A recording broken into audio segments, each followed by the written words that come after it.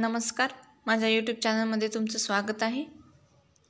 पहा, आज आपण पाहूया सार्वजनिक बांधकाम विभागाचे पात्रता काय आहे।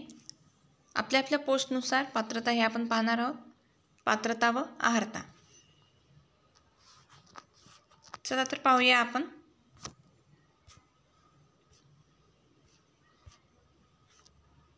हे पहा, कनिष्ठ अभियंता हे पहिलं पद, गट ब मध्ये अराजपत्रित, स्थापत्यमध्ये। त्याची पात्रता पाहून घ्या। पात्रता 10वी परीक्षा उत्तीर्ण असणे आवश्यक आहे। त्यानंतर पहा, शासनाने मान्यता दिलेली 3 वर्ष कालावधीची स्थापत्य अभियांत्रिकीमधील पदविका किंवा तिच्याशी समतुल्य म्हणून मान्यता मिळालेली सिव्हिल अँड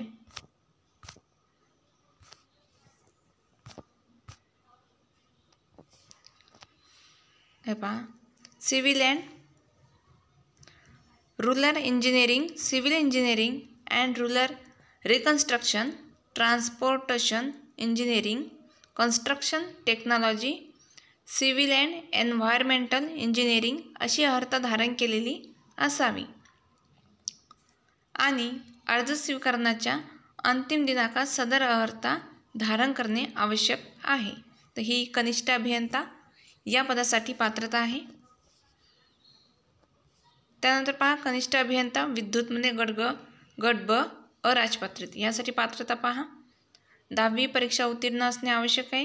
विद्युत अभियांत्रिकीमध्ये 3 वर्षाची पदविका धारण केलेली असेल किंवा शासनाने जाहीर केलेली त्याच्याशी समतुल्य असलेली इलेक्ट्रिकल पॉवर सिस्टीम आणि इलेक्ट्रिकल आणि इलेक्ट्रॉनिक पॉवर सिस्टीम अशी अर्हता धारण केलेली असावी आणि अर्ज स्वीकारण्याच्या अंतिम दिनांकास सदर अर्हता धारण करणे आवश्यक आहे।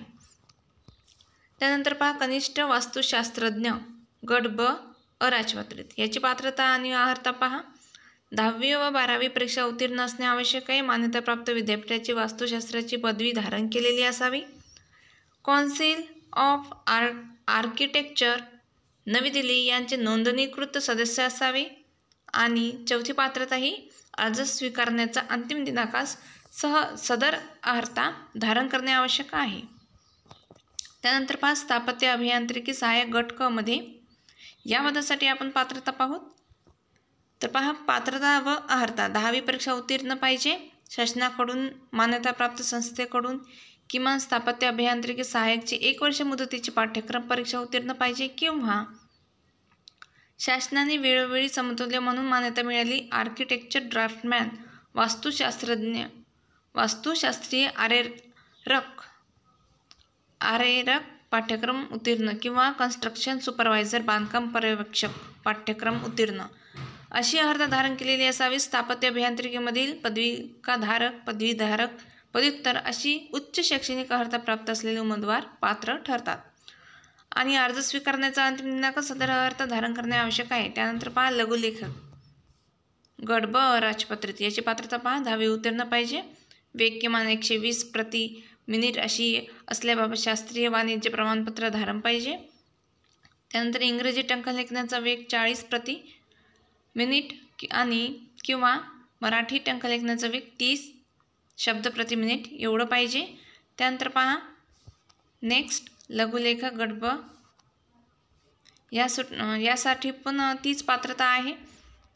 हे पहा, लघुलेखक गट ब हे पहा, यासाठी सुद्धा आपण त्याची पात्रता पाहिलेली आहे। त्यानंतर पहा, त्यानंतर आपण नेक्स्ट पात्रता उद्यान पर्यवेक्षक गट क, याची पात्रता पहा। कृषी किंवा उद्यानविद्या यातील पदवी धारण केलेली असावी। निवासी जागेभोवतीची उद्याने किंवा इतर कोणतीही सार्वजनिक किंवा खाजगी उद्याने, रोपवाटिका, नर्सरी यांची किंवा तिन्हीची निगा राखण्याचा किंवा विकास कामाचा तसेच अनुभवाचे प्रमाणपत्र पाहिजे।